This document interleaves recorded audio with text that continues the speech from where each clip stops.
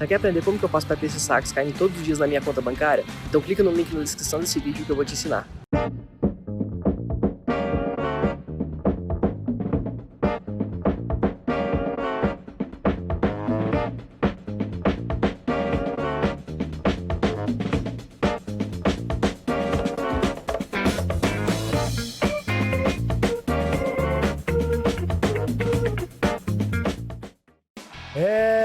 Alô, torcida do Palmeiras! Parabéns pelo título paulista.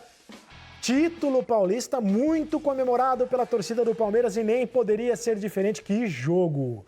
O coração já tá batendo no compasso normal? Olha, hoje foi teste para cardíaco, como diria o Galvão Bueno.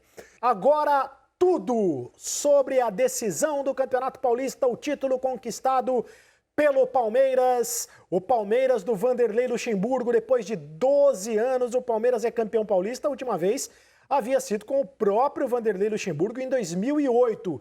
E o Palmeiras impediu o que seria o tetracampeonato paulista do Corinthians. Gustavo Villani transmitiu no Sport TV com os comentários do Ricardinho e também do Maurício Noriega. Alô, Guga, boa noite! Boa noite, Sereto, Pedrinho, a todos ligados no Troca de Passes. Rapaz, estou numa canseira, porque simplesmente Palmeiras e Corinthians deixaram para o último instante toda a emoção prometida em 103 anos de derby. Deu Palmeiras, vamos nessa, recapitular o que aconteceu na decisão da Arena do Palmeiras na tarde de hoje. Começar pelo Maurício Noriega. Nori, de quebra, assim, rapidinho, uma para você. O título foi justo? Ficou bem entregue? Olá. Foi justo, ficou bem entregue, o Palmeiras jogou melhor a última partida decisiva, mas mostrou um certo descontrole emocional que quase colocou a perder esse futebol melhor naquele finalzinho do pênalti de Gustavo Gomes. Que loucura, hein, Ricardinho? Aos 3 minutos do segundo tempo, o Luiz Adriano abre o placar. E no último lance, aos 50 da segunda etapa, o Jô empata de pênalti, ainda assim nos pênaltis, na decisão final, deu Palmeiras, amigo. Olá. Olá, Guga. Realmente eles deixaram tudo para os últimos minutos, né? A verdade é essa, a maior emoção para os últimos minutos. E lógico que, como toda conquista, tem a competência. E acho que o Palmeiras, nos momentos que teve a oportunidade, foi mais competente. Por isso, conseguiu o título, principalmente nas penalidades, né? Porque quando passa a penalidade, aí você tem que ter competência, equilíbrio emocional, e acho que o Palmeiras teve, por isso conquistou o título paulista. Bom, com esses craques da opinião, Sereto, Pedrinho, amigos, temos muita coisa para tratar em cima dos melhores momentos, já invadindo a decisão por pênaltis.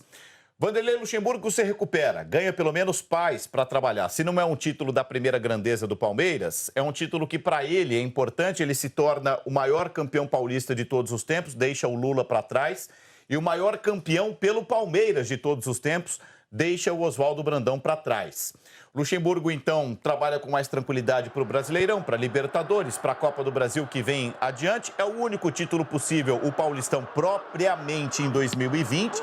Quer dizer, o Palmeiras carimba o ano, né, com um título pelo menos. E o que mais? Termina com o melhor ataque ao lado do São Paulo, a melhor defesa do campeonato. Os números apontam também um título muito justo. Vamos nessa, Ricardinho, Maurício Noriega, os nossos especialistas para comentar Palmeiras e Corinthians 1-1, Palmeiras nos pênaltis campeão. Bom, o Palmeiras começou o jogo melhor com a chance do William, que o Cássio fez uma grande defesa, né? Ali poderia até ter mudado o cenário todo do jogo, né? Mas, enfim, o Cássio, mais uma vez, teve uma intervenção importante. E o primeiro tempo foi equilibrado, eu acho que foi equilibrado. No finalzinho, o Corinthians se soltou um pouquinho mais.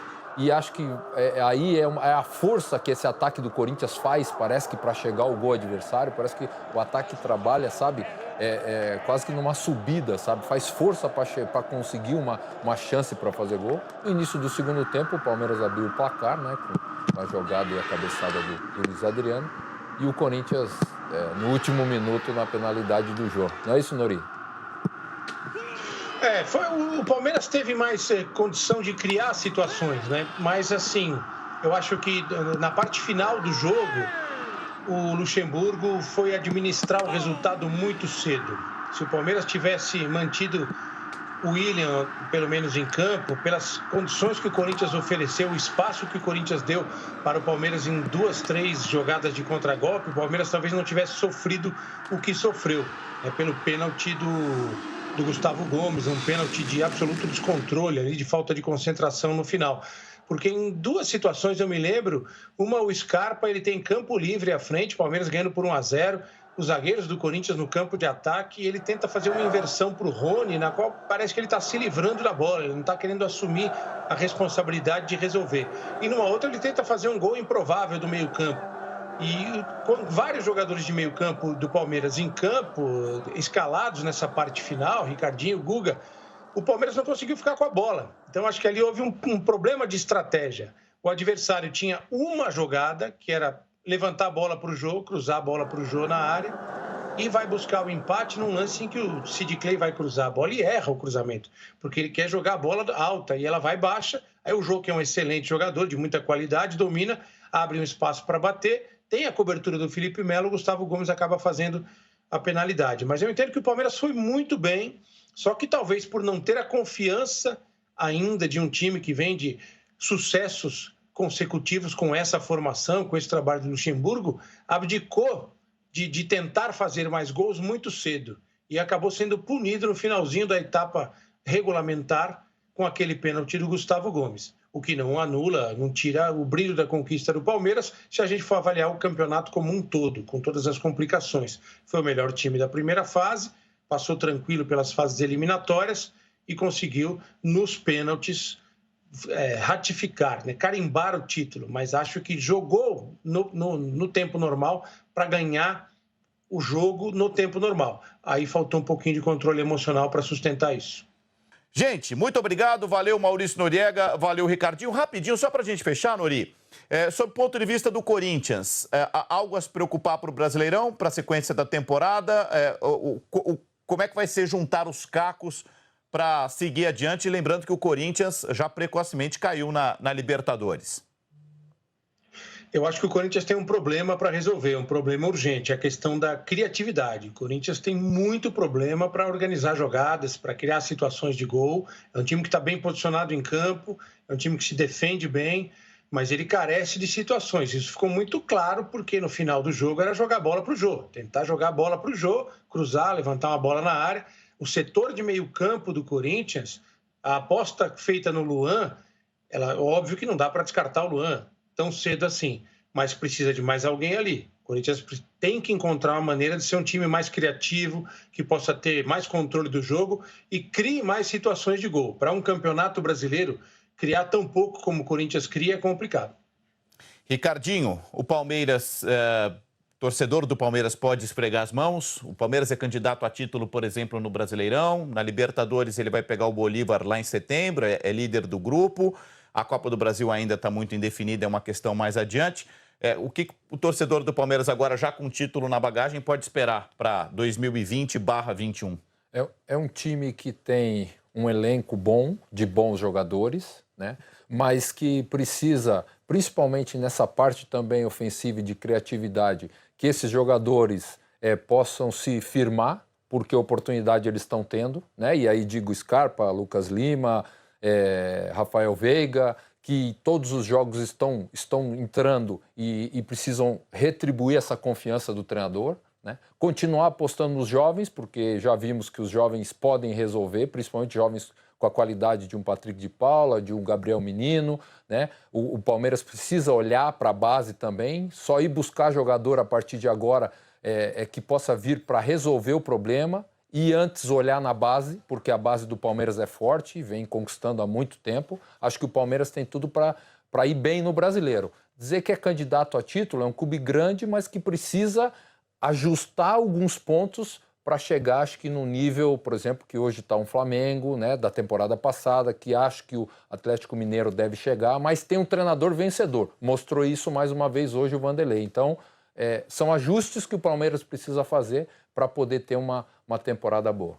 Cereto, para a gente fechar, conte aqui comigo. Contratações importantes, Rafael Veiga, Gustavo Scarpa, Lucas Lima, todos jogadores de meio campo. Sabe quem resolveu de novo? Eu digo de novo porque na semifinal contra a Ponte Preta já tinha sido assim. Preste atenção nessa imagem para a gente fechar o nosso trabalho sobre o título do Palmeiras. E fica aqui a discussão. Foi um garoto de 20 anos, Patrick de Paula, auxiliado por um outro de 19 anos, chamado Gabriel Menino. O Palmeiras é campeão, com todos os méritos. Bom programa para você, boa sequência no Troca de Passes. Sereto!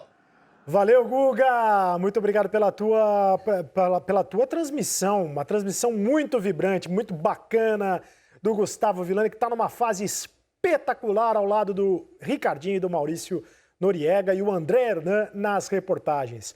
Patrick de Paula. Olha, parece que ele veste a camisa do Palmeiras há 200 anos. Mas, Pedrinho, ele estava há 2 anos, há 4 anos, né, em 2016, na Taça das Favelas, aqui no Rio de Janeiro. Projeto que se chama Cara Virada. Cara Virada. Olha só, olha as imagens, que imagens preciosas. Que história tem o Patrick de Paula, né? Da Taça das Favelas para o time profissional do Palmeiras.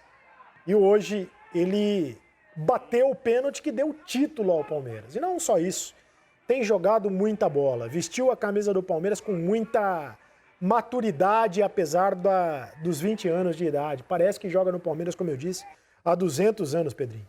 E o projeto Cara Virada, com esse nome, já é um nome ousado, né? Uhum. Que é aquele passe que você vira a cara, né? Que é o Ronaldinho que dá muito, é o cara virado. Você já estimula um jogo mais agradável, né? Mais ofensivo. O que surpreende, além da qualidade, é o que você falou, é a personalidade, né? Personalidade para jogar e a personalidade para assumir uma responsabilidade que seriam de outros jogadores. Que seria do Lucas Lima, que seria do Veiga, do Scarpa. E quando a gente questionava, né, conversava na realidade sobre essa opção do Vanderlei de botar o Gabriel Menino, de botar o Patrick, eu até falei, o dia a dia mostra para o Vanderlei. E o Vanderlei quebra alguns protocolos que são feitos por uma geração que está chegando de treinadores, como, o menino chegou agora, ele tem que passar por esse processo, esse. O Vanderlei não. O menino te respondeu no treino, ele bota. E ele entra na mente do menino, que a gente brinca, como ele já entrou na minha mente quando eu fui para o Santos, enfim, com alguns critérios. Provavelmente ele foi na cabeça do Gabriel Menino, foi na cabeça do Patrick, que na imagem do pênalti surpreende, porque a gente se coloca no lugar do menino, né? Que responsabilidade para bater o último pênalti. E era o Cássio do outro lado, né? Não era qualquer goleiro, era o Cássio. Você vê na fisionomia ele até uma risadinha tranquila e bate seguro. Vocês vê que ele já bate e já vai tirar a camisa porque ele já tinha confiança que ia fazer. E diferente de outros jogadores mais experientes que bateu o pênalti, e a gente conversava lá dentro sobre bater o pênalti firme, né? Que eu até falei, se eu fosse bater um pênalti contra o Cássio ou contra o Everton hoje, provavelmente eu não teria tranquilidade de escolher um canto. Eu ia bater firme no meio, esperando ele sair, contando com a sorte. E ele bate firme, ele tem a leitura do que é um pênalti sobre o Cássio, né? Ele não bate aquele pênalti normal, ele bate firme, porque senão ela não entra. Olha só. Ele já está seguro, a gente vê uma fisionomia bem tranquila dele, né? E ele faz a batida, Sereto, e já mete a mão na camisa para comemorar. Então, assim, pênalti firme, cruzado, com segurança. Olha, não é para qualquer um, né? Não é para qualquer um. É um gigante esse Patrick de Paula, é um gigante.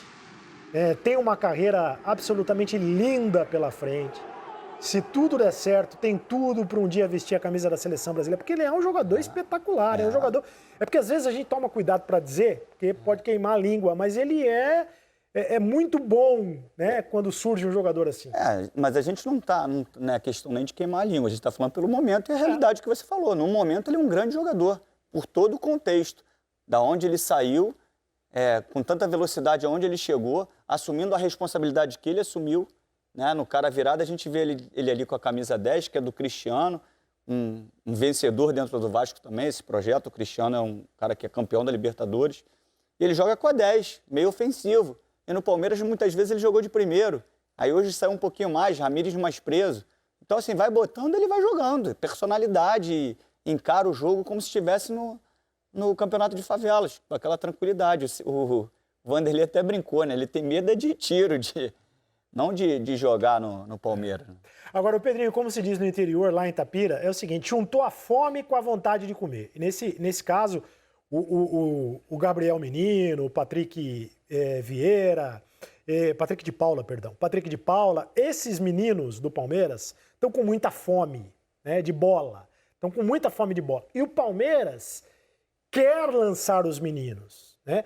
São duas coisas que se juntam nesse momento, além do fato dos medalhões do Palmeiras, eles deram brecha, né? Alguns jogadores ali não seguraram a camisa, deram brecha. E aí deram passagem para esses garotos entrarem no time. Você tocou num ponto importante. Primeiro que o recado já está sendo dado lá embaixo para a base. A molecada agora que está lá embaixo fala assim, se a gente jogar, a gente vai ter oportunidade.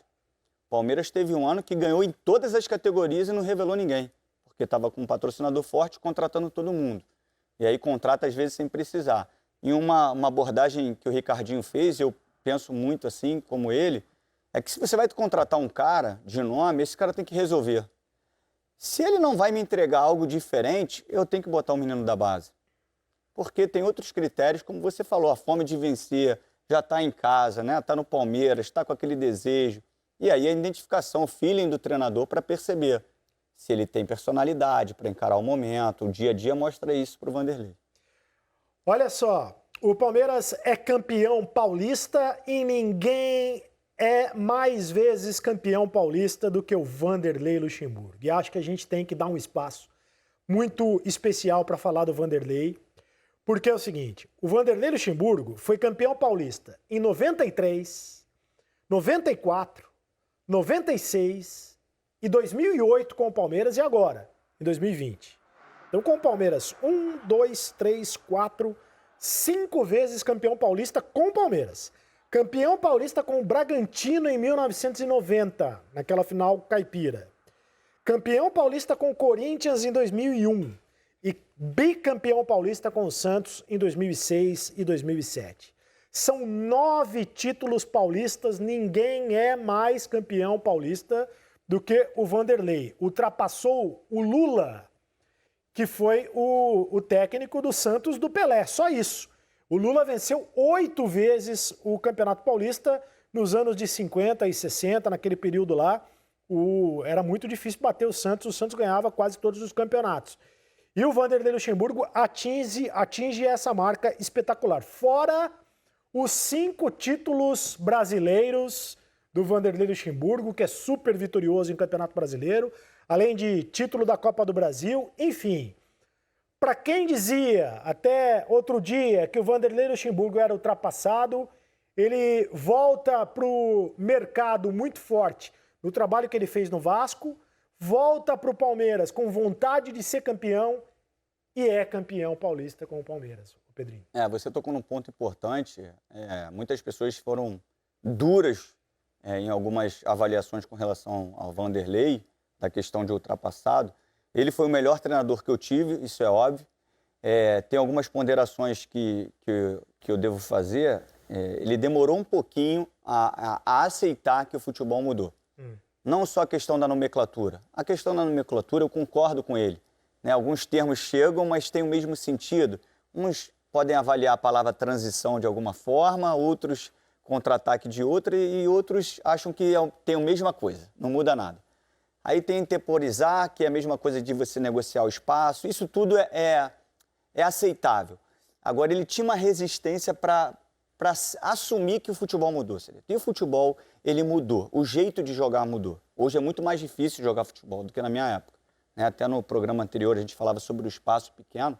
Na minha época, tu tinha muito mais espaço para tomar decisão. O jogo intuitivo do atleta era muito mais forte. O atleta tinha muito mais autonomia para suas ações. Hoje o jogo ele é muito arrumado. A gente percebe, você mesmo falou, a organização do Corinthians, é tudo certinho os movimentos. Você tira um pouquinho a autonomia do atleta, por isso que eu acho que esse é um ponto positivo do Vanderlei. Ele tem essa coisa da raiz que a gente fala, né? De chegar e dar autonomia para o atleta decidir, tomar a decisão certa. E quando ele começou a entender que o futebol mudou realmente junto com o Cupertino, e aí ele faz um processo de treinamento mais moderno, ele começa a perceber que o jogo é diferente. Hoje, a tirada dele do Rony é um entendimento que o jogo mudou. Porque o Rony, jogando naquele espaço curto, dentro do campo do Corinthians, ele não ia entregar o que o Vanderlei espera dele, porque o Rony precisa de campo para dar o tapa. O Rony não tem drible curto. E aí você joga ali encaixado o Rony no Carlos, o Rony não produz. Aí ele bota o William, que não é um cara que fica preso ali, sai, cria o espaço para alguém atacar esse espaço, o Marcos Rocha, enfim, e consegue jogar por dentro. O William fez aquela finalização porque ele se move. Ele é um jogador mais móvel do que o Rony. Então, assim, ele começou a entender que o futebol mudou, senão ele teria permanecido com o Rony, que não ia produzir, não pela qualidade do Rony, pela característica. O Rony precisa ser atacado. O Rony seria interessante depois que o Palmeiras fez o gol, né? Que o Corinthians tem que se expor um pouco mais e aí vai dar campo para contra-atacar. Então, essa mexida é o entendimento do que é o futebol hoje. Parabéns ao Vanderlei Luxemburgo, mais um título conquistado. Parabéns, professor! Parabéns, personagens do jogo, personagens do Palmeiras. O Patrick de Paula, um grande personagem, e o Felipe Melo, que tem a cara do Palmeiras. A torcida adora o Felipe Melo. Eu estou muito feliz, eu trabalhei bastante para estar aqui comemorando esse título, eu com meus companheiros. E tá podendo fazer o gol como último pênalti. Eu treinei bastante o dia da semana pênalti, que eu sabia que se fosse para os pênaltis ia fazer o gol, e eu fui bem concentrado e pude dar alegria para o Palmeiras e para a torcida alviverde. Tamo junto, vai Palmeiras! Eu acho que foi uma conquista merecida, porque nós fizemos uma campanha muito boa. O Santo André, o Bragantino pegou a liderança total do campeonato, vai perder para o Corinthians, nós pegamos a liderança e poder jogar o último jogo em casa. Mesmo sem torcida, teve um caráter assim meio legal de bandeira, que não sei o quê. Então acho que, para mim, é gostoso, né? Mais um título importante. Respeito ao professor. Fala, meu filho. Papa título. Rei dos títulos. Vanderlei, olha para trás ali. O que é aquilo ali para você? A tua imagem ali. O que significa isso? Significa que eu tenho uma história dentro do Palmeiras. É difícil você ter uma história dentro do clube. Os últimos 5 campeonatos quem ganhou fui eu, estadual, né? Então, quer dizer, você olha para aquilo ali e fala, caramba, eu estou na história do clube. Foi o que eu falei para o menino, olha, eu já estou na história do clube. Vocês não estão. Né? Agora nós podemos entrar juntos para a história do clube, ganhando um campeonato que não se ganha há 12 anos. Então nós juntos podemos entrar, eu já estou. Realmente foi um sacrifício, né? Eu paguei um preço importante para poder estar nessa final. E a gente agradece demais o staff técnico do Palmeiras, toda a parte dos médicos, fisioterapeutas. Eu não vou falar o nome de ninguém porque senão vou ser injusto. Mas o pessoal fez um trabalho incansável. Então é um título importante. Eu acho que nós merecemos realmente esse título. Merecimento é óbvio, né? É um merecimento realmente do Palmeiras conquistar o título. Eu acho que todo o título é merecido. O título não acontece por acaso. É claro que pode bater na trave, um pênalti e o outro, mas vem um trabalho. Agora, o elenco do Palmeiras é melhor que o elenco do Corinthians, Pedrinho. Você acha que o Corinthians chegou no limite, né? Poderia ter sido campeão por uma situação, e o futebol é maravilhoso, né? O futebol é espetacular. Poderia ter sido campeão. Mas deu a lógica, em tese, né? O Palmeiras campeão, se você olhasse antes do jogo, antes do campeonato começar, você apontaria o Palmeiras como favorito e não o Corinthians. O que é que você acha? O Corinthians chegou no limite, onde pôde chegar para esse Campeonato Paulista? Parece, você fez uma análise muito boa, parece que o Corinthians faz força, né, para jogar, né? Não joga de uma forma natural. E isso é estranho vindo do Thiago Nunes, que eu defendo muito o projeto para que ele foi contratado para o Corinthians. Ele foi contratado para mudar o modelo de jogo, não está acontecendo isso. E nessa reta final ele percebeu isso. E ele foi flexível à ideia de jogo dele, justamente para, de repente, com um título, com as vitórias, ele poder dar um pouco mais de confiança para o grupo e para ele mesmo, para ele implementar um modelo novo, que para isso que ele foi contratado, né, para mudar o jeito de jogar, mas isso não aconteceu. Parece, o Ricardinho até usou ali uma analogia, que parece que está jogando na subida, né, faz força para jogar. Não é aquele jogo de tantas oportunidades, como o Thiago fez no Atlético Paranaense. As peças também precisam responder, né? Os jogadores, às vezes, precisam ter atitude. Depois a gente vai falar um pouquinho sobre o gol, a gente vai perceber que individualmente a equipe erra e isso causa um dano no treinador. Porque, de uma forma geral, às vezes o torcedor ele não tem tempo, né, para chegar e ficar olhando o lance ali de forma, né, detalhada para definir o que aconteceu. E, às vezes, o erro individual dos atletas, por desconcentração, por achar que a jogada não vai dar em nada, e isso causa um dano grande. Porque o Thiago, querendo ou não, está pressionado, não com cargo, está pressionado pelo trabalho, porque ele chegou para fazer um jogo diferente do que ele está fazendo. Continuo batendo na tecla que ele tem que continuar com o projeto, tem que permanecer no clube. A gente não pode avaliar por um estadual e justamente num ano muito atípico pela parada da pandemia. Mas é um Corinthians, né, que faz muita força para jogar. A gente não vê jogando com facilidade, criando pouco. Uma responsabilidade que a gente estava conversando lá dentro sobre o Luan, que eu avalio de duas formas. Eu acho que o Luan tem que chamar mesmo um pouco mais o jogo, mas também tem um outro ponto tático para isso, né? Ele joga com Ederson e Gabriel e o Luan fica entre as linhas, atrás da primeira linha de 4. Aí quando esse passe entra no Luan, né, ele já recebe de costas às vezes, não tem um terceiro homem que entre na linha para negociar com o Luan, para dialogar com o Luan. Ele recebe sozinho, sempre marcado, sem opção, Ramiro e Vital abertos, e aí? O cara dá o passe entre as linhas, o terceiro homem não entra e o Luan fica sozinho ali, tendo que se virar sempre, segurando, esperando alguém. Diversas vezes no jogo ele está segurando, esperando, procurando alguém, não tem. Não tem um jogo de aproximação. Então, assim, o Luan precisa jogar mais? Precisa. Mas ele também precisa ter movimentos treinados pelo Thiago Nunes para que facilite o jogo do Luan. Tem muita gente reclamando a torcida do Corinthians nas redes sociais. Bom, pessoal, a torcida do Corinthians já está meio desconfiada com o Luan já faz um tempo, mas está reclamando demais pelo fato do Luan não ter batido o pênalti. Eu não sei por que ele não bateu o pênalti, aí tem que perguntar para ele se ele terminou o jogo, se percebia que ele estava com problema no joelho, estava com problema no tornozelo, estava com sangue pelo meião todo, enfim. Estava batendo as faltas durante o jogo. Não sei se ele bate pênalti, confesso que eu não sei. Não sei se ele treina pênalti, mas, enfim, talvez tivesse que chamar a responsabilidade para bater o pênalti. Mas o que você está dizendo aqui, o Pedrinho, então é que não é só uma questão do Luan despertar. Não é só uma questão de tocar o despertador, de botar o dedo na tomada. É todo um conjunto para potencializar a qualidade que ele tem, é isso? Um exemplo claro, comparando, é o Diego no Flamengo, antes do Jorge Jesus, que muita gente falava que o Diego girava e tocava para o lado, e as participações do Diego no Flamengo quando ele teve o Jorge Jesus como treinador. Ele começou a ter oportunidades alternativas de passes mais à frente, aquele passe vertical que rasga as linhas. Por quê? Porque o Jorge Jesus colocava os jogadores à frente para dar essa oportunidade para ele. Não adianta botar falar o Pelé, porque o Pelé é demais, ele fazia tudo. Mas não adianta botar um cracaço, dar a bola para ele pressionado por trás e não dar opção de passe. Se você dá opção de passe, você facilita para que o Luan até drible. Porque eu estou levando a bola, tem um cara que está aqui me marcando, e ele tem que dividir se ele vai me marcar ou se ele vai cortar a linha de passe que eu posso dar para você, facilita a minha tomada de decisão, porque eu posso ameaçar em você, ele abre um pouquinho a perna, eu corto para cá. Agora imagine ele só preocupado em me marcar, sabendo que eu não tenho opção de passe. Facilita muito mais a ação do meu oponente, ele vai ficar ali no meu cangote o tempo inteiro. E é isso que acontece com o Luan. Eu acho que falta mecanismos para o Thiago preparar e potencializar o jogo do Luan, que ele tinha demais no Atlético Paranaense.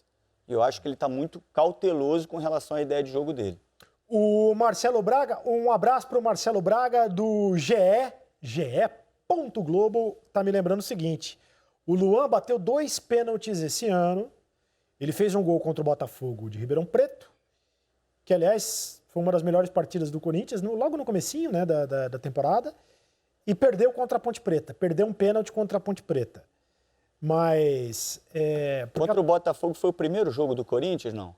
Se não foi o primeiro, foi aquele jogo que o Bozelli deu o passe para o Janderson, que o Bozelli estava no meio campo e deu um passe. Esse jogo foi contra o Santos. Esse jogo aí, eu até fiz um comentário que eu falei assim, qualquer atacante que jogar, ou o Bozelli, na época o Wagner Love estava, vai ter muitas oportunidades de gol.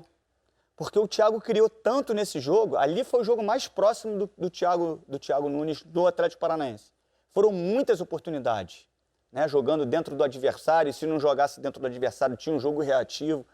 E ali deu um ânimo e muito legal para o Thiago, mas depois não teve a sequência do trabalho. A estreia do Corinthians no Paulistão, tá me lembrando aqui, o Marcelo Braga foi justamente contra o Botafogo de Ribeirão. Foi esse jogo. 4-1 venceu o Corinthians, o Bozelli fez 3 gols. Foi esse aí. Lembrando que o Bozelli tá fora porque teve um afundamento na face e o Jô, mesmo claramente fora de ritmo do jogo, ele garante que não tá no sobrepeso, mas tá fora de ritmo, ele consegue fazer o que fez com um gol no final. O Jô é um jogador espetacular, né? O jogador mais jovem a fazer um gol com a camisa do Corinthians com 16 anos e hoje, e esse lance ele estava impedido.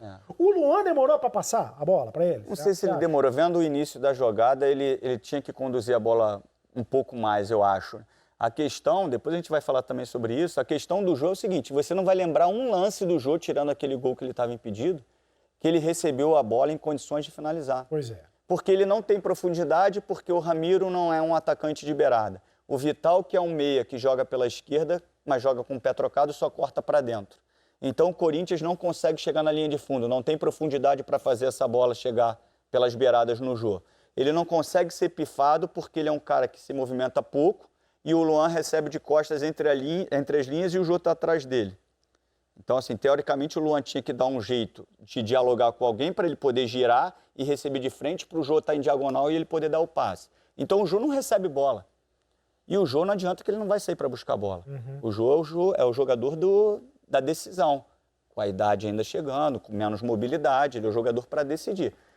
E você precisa de jogadores como o Jô, como o Bozelli, como o Fred, que o entorno funcione de uma forma intensa, porque senão ele vai participar muito pouco do jogo. Aí não adianta, pode ser o Jô, pode ser o Bozelli, pode ser o Ronaldo, pode ser o Fred, pode ser que se a bola não chegar, não vai... O Ronaldo a gente tira. Ronaldo é outra história. Ronaldo é lá no meio buscar. Esses caras aí, Pelé, Ronaldo, esses caras... O Ronaldo com 200 quilos no Corinthians, ele fazia diferença, era um negócio impressionante. Eu tô exagerando com 200 quilos, né, Ronaldo? Quase. Peraí que mandar... A Ana Thaís me mandou uma mensagem aqui, ó. Luan no Grêmio, 13 pênaltis, 7 gols marcados e 6 bolas para fora. Então o negócio do Luan também não é bater... Mas ele batia pênalti. Batia pênalti. Então, batia pênalti. Quase errou tanto quanto fez, mas A gente precisa saber, a gente não pode nem fazer uma avaliação, porque a gente não sabe se ele tinha condições físicas, porque ele terminou meio que se arrastando ali, não foi nem bater o escanteio, se ele pediu para não bater, por algum motivo, ou se ele realmente não foi escalado, né? Pois é. Eu acho que nesse momento, se ele tivesse condições, ele teria que estar disponível para bater. O que eu vi é que o Corinthians treinou pênalti e eu não sei se o Luan treinou normalmente quem faz todos os gols no pênalti, nos treinamentos de pênalti, perde no jogo, tá, Celito? Pois é. Em 2017, o Luan perdeu 50% dos pênaltis pelo Grêmio, tá me dizendo aqui a Ana Thaís, me mandando inclusive uma reportagem do GE, a época, pois é. Essa brincadeira que a gente fez agora de quem bate no pênalti no treino e faz e no jogo perde, para mim é a maior prova de que o emocional ele é determinante nesse processo. Não adianta nenhum jogador me falar assim, eu estava com a perna pesada, o cara vai fazer só mais uma ação, Celito. Ele corre, o que toma mais distância, no mínimo, são 5 metros. O cara vai correr 5 metros para fazer uma ação. Então, perna pesada não influencia para essa tomada de decisão. O que influencia é o emocional. Porque no pênalti, no treino, ele bate 20 pênaltis, converte os 20, porque justamente não tem a pressão, se ele perder não tem problema. Aí não tinha torcida, mas tinha em jogo um título. Então, o emocional determina. Também tem um negócio, tô pensando que o Felipe Melo não bateu, né? Pênalti. Não. Porque também tem o seguinte, porque a bola não entrou, e aí a torcida enlouquece dizendo, por que o Luan não foi bater? Mas se o Luan bate e perde também... O Luan bate e perde. E no lado do Palmeiras, o Felipe Melo não bateu. Foi lá o Patrick... Mas eu acho que é garoto, eu acho que de repente o Felipe Melo, não sei, porque a lesão dele eu acho que era na parte anterior. Pode ser também. Onde ele faz o movimento do chute. Pode ser também. Ô Pedrinho, você vai mostrar agora uma análise tática que você preparou com todo o carinho pra gente, para mostrar que é aquela história, né? O técnico no intervalo, ele faz a alteração. O Luxemburgo botou o Rony e botou quem mais no intervalo? Botou o Rony, com certeza, no intervalo. Botou o Rony e o Bruno Henrique. O Rony e o Bruno Henrique. Tirou o Gabriel Menino e o Ramiro. Isso, tirou. E o Thiago Nunes, ele colocou o Everaldo. E aí ele recua, como ele tira o Ramires, ele recua o Zé Rafael para jogar na posição que é do Zé Rafael. O Zé Rafael ali na esquerda, ele produz pouco para a equipe. Ele teve uma função mais de neutralizar as subidas do Fagner. Para o jogo do Zé Rafael isso é ruim, é isso que o torcedor às vezes tem que entender. Pô, o Zé Rafael não jogou bem no primeiro tempo, mas ele não foi ali para criar nada, ele foi ali para segurar a subida do Fagner. Então ele não tem culpa. Agora, quando ele é recuado para a posição dele, aí ele pode ser cobrado. Né? Aí ele sai, joga do lado do Bruno Henrique, o Ramires saiu, e aí ele começa a jogar na posição que ele está habituado. Análise tática agora ou depois do intervalo? Você... Agora, análise tática, né? Preparada pelo Pedrinho. O gol do Palmeiras, Pedrinho. Na realidade, começa lá atrás, só levantar aqui, começa num erro lá atrás, né, Cereto, de passe do Henderson. Depois do chutão, pode parar aí se quiser, só pra gente dar uma... Volta um pouquinho, só chegar pra cá aqui. Eu gosto quando você levanta, o joelho tá bom, né, O joelho não dá não, tá estalando. Aí uma tomada de decisão errada do Ederson, aí o contra-ataque. Quando chegar no Gil, você trava pra mim, por favor. Aí chegou no Gil aí, pode parar. Todo mundo fala que tem certos momentos que aqui atrás a gente não tem que sair jogando, que tem que dar o chutão. Né? E isso é a maior prova que nem sempre o chutão é certo. Então é o critério que quem acha que sair jogando construído de trás é errado, é bobeira, não é uma ideia de jogo. Se o Gil, porque a gente está vendo de forma parada, depois vai correr. Se ele dá um passe firme lá no Fagner, que agora está coberto, mas depois vai estar descoberto, ele sairia jogando. Ele dá o chutão e no final disso tudo vai sair o gol. Pode soltar. Ele poderia ter empurrado lá no Fagner na bola. E aí é uma sucessão de erros individuais. Pode parar aí, vai dando um pouquinho, pode ir mais um pouquinho. A gente vai perceber, pode parar, a gente vai perceber a distância que o Fagner dá para o Vinha. Então o Vinha, ele não vai alçar a bola na área de qualquer maneira. Ele tem tempo, a gente pode voltar um pouquinho, ele tem tempo para levantar a cabeça, para olhar onde está o companheiro. O Fagner solta em velocidade e depois trava, só para a gente sentir como o Fagner não... Aí, pode parar. O Fagner não acelera. Aí o Vinha está lá, o Fagner está aqui. Ele tinha que estar, no mínimo, na direção da bola. Na direção da bola. Ele estava muito profundo. E aí o cruzamento passa até por aqui. Normalmente, o que tinha que acontecer? O Fagner está mais para cá, cortar a linha de passe do Vinha, e o Vinha ia ter que dar um tapa profundo para a bola passar por fora do Fagner. O Fagner está muito para cá, no tanto que ele faz assim, ó. O pé dele, ele joga o pé para trás, a bola passa por aqui. Esse é o primeiro erro. O Gabriel, se ele dá uma olhadinha para trás, ele já encaixava no Rony. Como ele só está olhando a bola e o Rony está atrás do Gabriel, ele faz com que o Gil, né, o zagueiro do Corinthians, largue o seu marcador para prestar atenção no Rony. Então ele já desliga daqui, aí vai ser tudo um encaixe. O Danilo Avelar, que era para estar na linha do Gil, e aí o Gil estaria encaixado nesse marcador, o Danilo Avelar era para estar aqui, o Danilo Avelar, ele entra para dentro da área, o que ele faz? Ele se distancia do Luiz Adriano e ele dá oportunidade do Luiz Adriano ganhar velocidade para subir. Se ele está encostado no Luiz Adriano na linha do Gil, eles estão ali se embolando. Quando ele entra, ele já sai da linha, ele já dá condição mais ainda para o Luiz Adriano e a oportunidade para o Luiz Adriano correr. E o Carlos, depois que a gente soltar a imagem completa, a gente vai ver quanto tempo ele demora desde o início da jogada. Isso não quer dizer que acontecesse, olha lá, agora ficou legal. Se o Danilo Avelar, ele está aqui, ele está encostado, está na linha certa do impedimento, né? Ele estaria encostado. Quando ele chega para trás, ele dá todo o campo para o Luiz Adriano ganhar velocidade.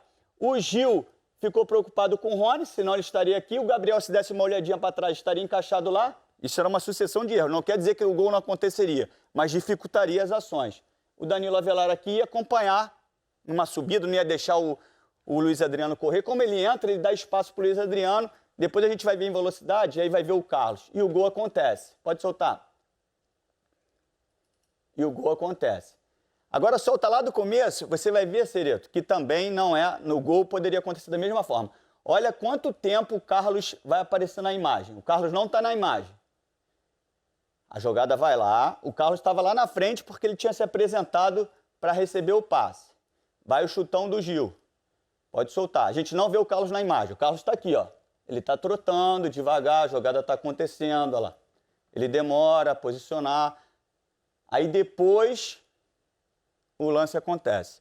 Se soltar em velocidade, a gente vai ver tudo isso que eu dei uma comentada, como acontece, como o Fagner demora a pressionar, como o Gabriel não olha para trás para ver o Rony, o Gil se preocupa com o do Gabriel, o Danilo Avelar entra muito e o Carlos demora a voltar. Então, uma sucessão de erros individuais, né, acontece o gol do Corinthians. Não quer dizer que o gol não aconteceria, se todo mundo tivesse feito pelo menos essas ações que eu comentei aqui. Mas pelo menos dificultaria. Dificultaria o Vinha fazer o cruzamento, dificultaria o Luiz Adriano a cabecear. Então, erros individuais acabam caindo na conta do treinador.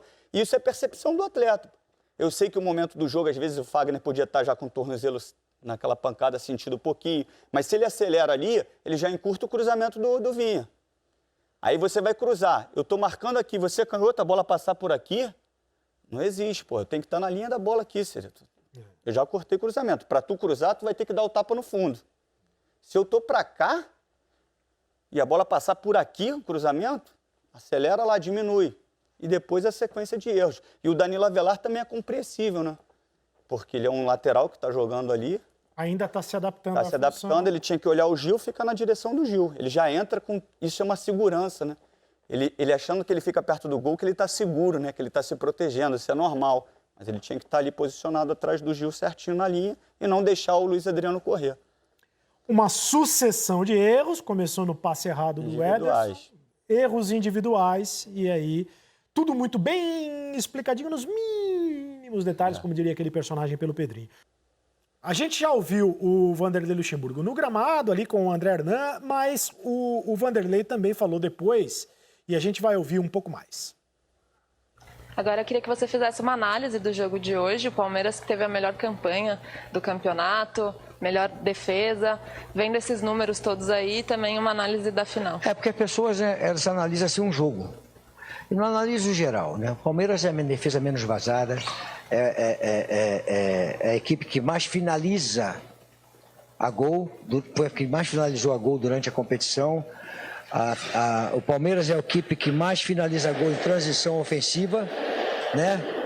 Então, quer dizer, tem alguns números importantes que as pessoas não têm a preocupação de analisar. Analisa o jogo só porque nós não jogamos, de repente, tecnicamente muito bem. Mas era impossível jogar tecnicamente muito bem. Então, quando o técnico tem algumas coisas que precisam ser feitas, né? De repente, você quer tornar um time mais ofensivo, mas se você tornar ele ofensivo, ele vai ficar muito vulnerável. Então você tem que ter a sabedoria de fechar um pouquinho mais e fazer as mudanças ao longo do jogo. Foi o que foi feito hoje, foi o que foi feito no jogo passado, de ir tornando a equipe mais leve. Desculpe. Durante o decorrer do jogo. Eu comecei de uma maneira lá na arena do Corinthians. E aqui eu comecei de uma outra maneira. Comecei com o Willian, com o Luiz Adriano e com o Zé Rafael.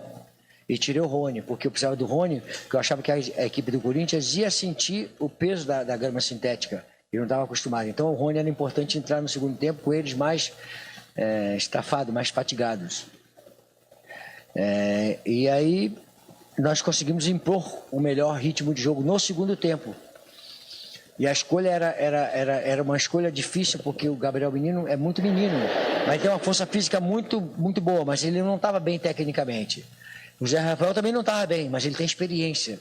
Então eu optei em tirar o Gabriel Menino e o Ramires e fortalecer o meio-campo com o Bruno Henrique, que tinha entrado muito bem no jogo passado, e com o Zé Rafael, e introduzir o Rony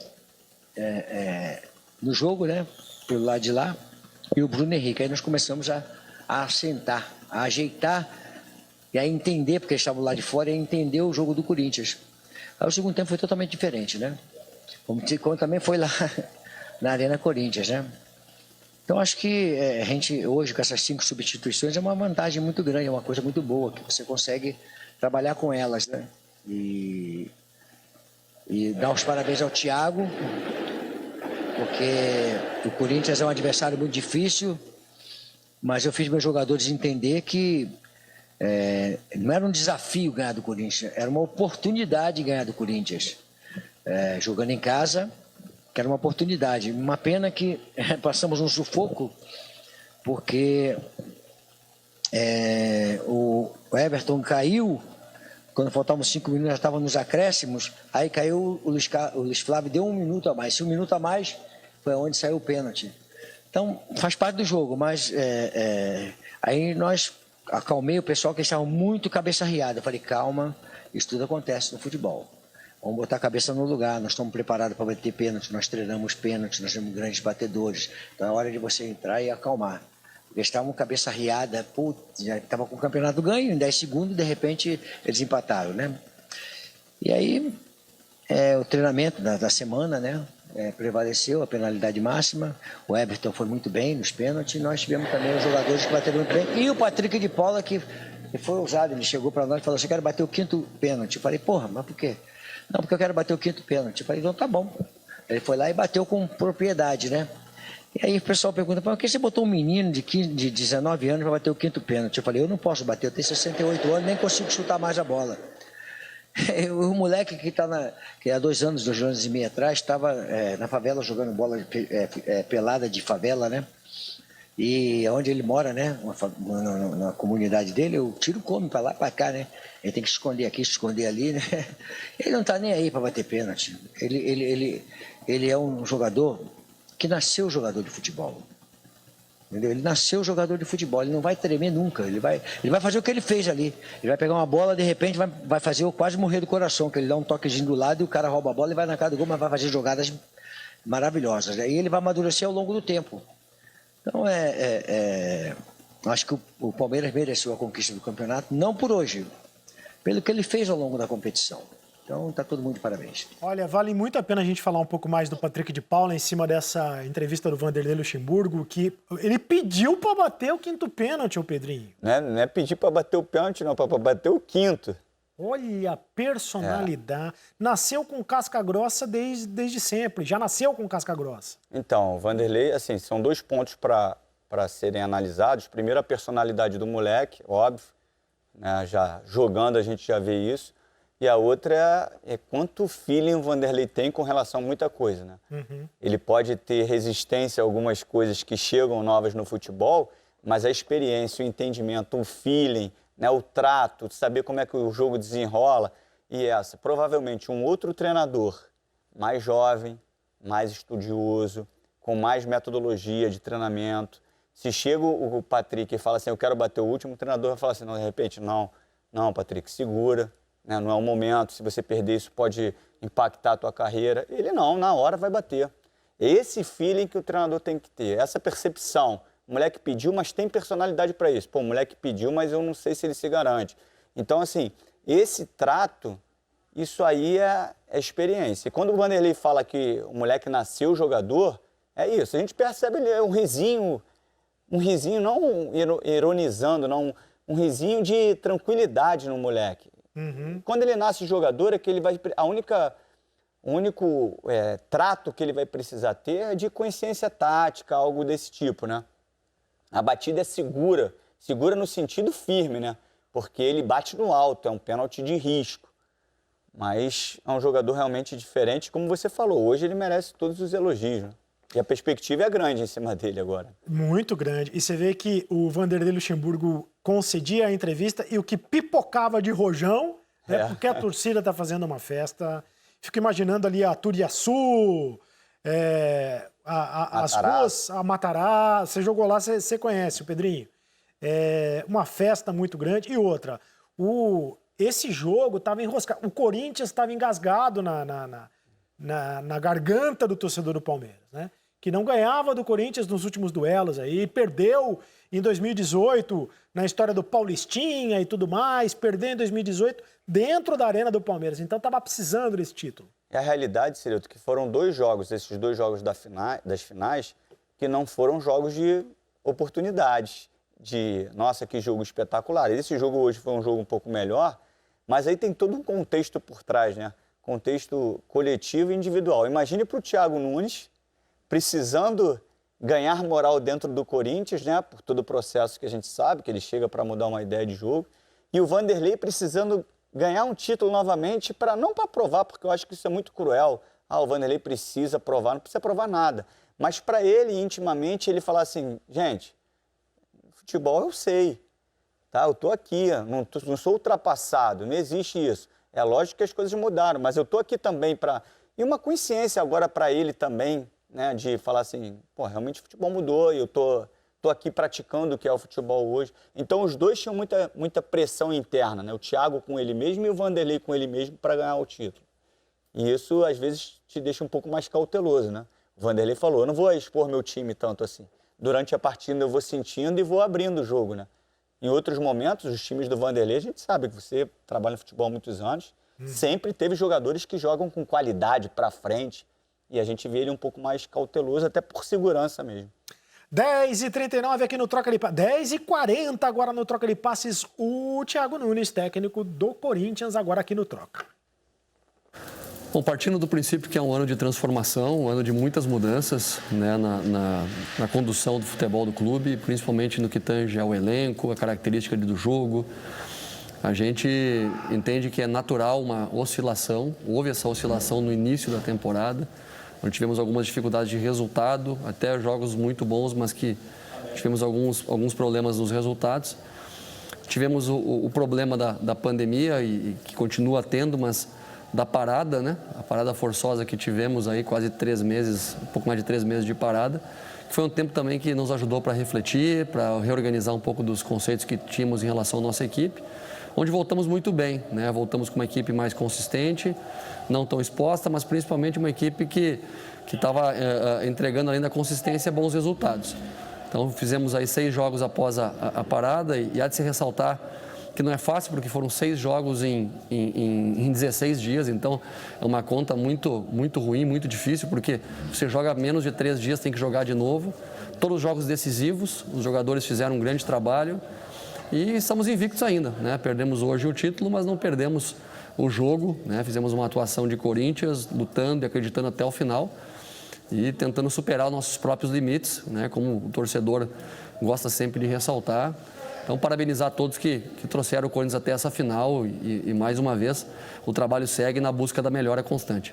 Baseado no momento atual do time pós-paralisação, o que você pode projetar para o Campeonato Brasileiro, que para o Corinthians já começa na quarta-feira? É uma perspectiva, né, que a gente vai ter que avaliar jogo a jogo. É um campeonato diferente dos outros anos, porque, mais uma vez, teremos muitos jogos em pouco tempo.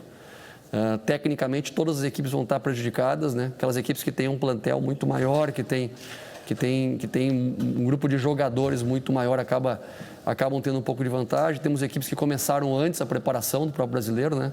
Nosso próximo adversário, inclusive, começou aí 30 dias antes da gente, né? Dia 19 de maio. Então, é exemplo de outras equipes que a gente vai ter que ter um equilíbrio muito grande para pensar jogo a jogo. E o torcedor fica muito apreensivo na disputa de pênaltis, foi a sua primeira até como treinador do Corinthians. Qual foi o seu critério de escolha ali, já que você não tinha o Fagner, né, e o Luan também com lesionados? A questão do critério de escolha é pelo treinamento, né, os atletas que tiveram um aproveitamento bom, pela capacidade de maturidade para bater naquele momento, porque é um momento muito emocional.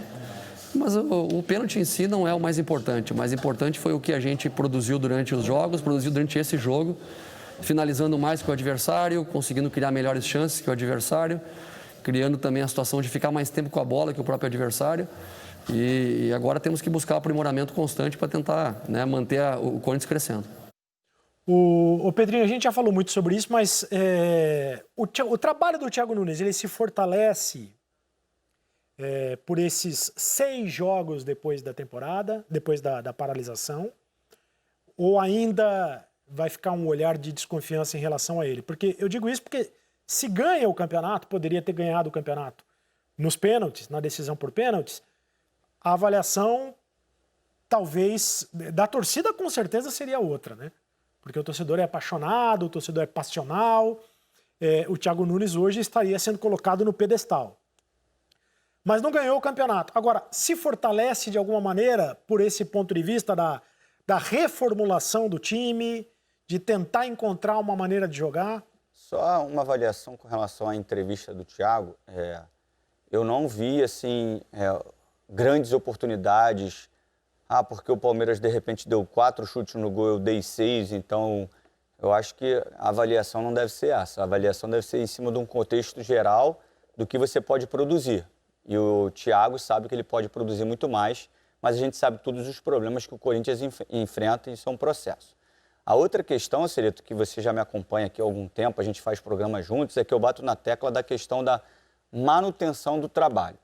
O que eu acho é o seguinte, antes de contratar o treinador, você tem que fazer a entrevista como o Flamengo fez.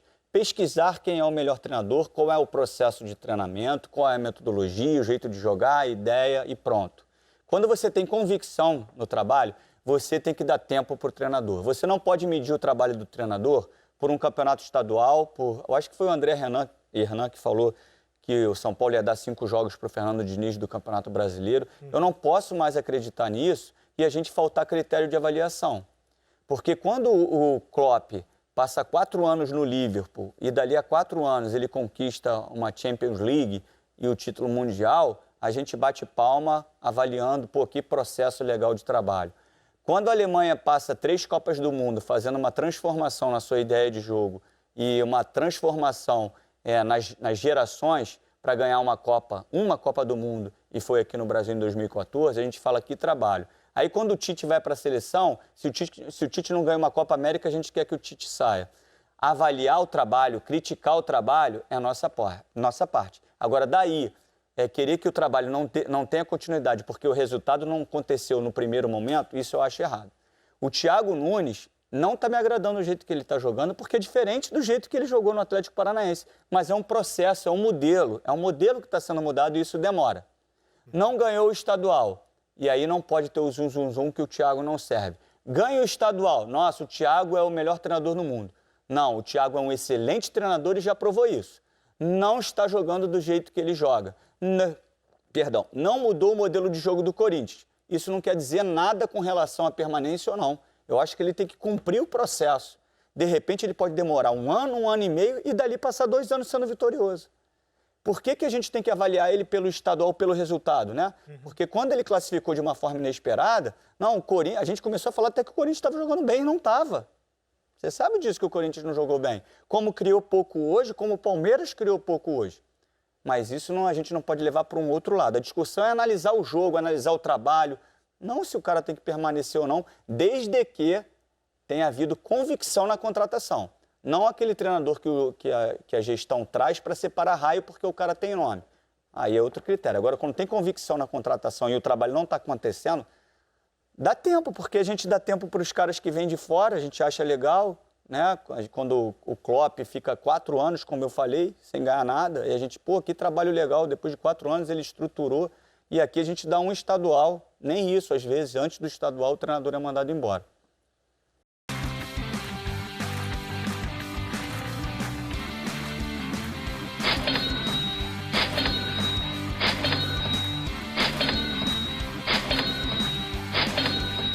Você quer aprender como que eu faço para ter esses saques caindo todos os dias na minha conta bancária? Então clica no link na descrição desse vídeo que eu vou te ensinar.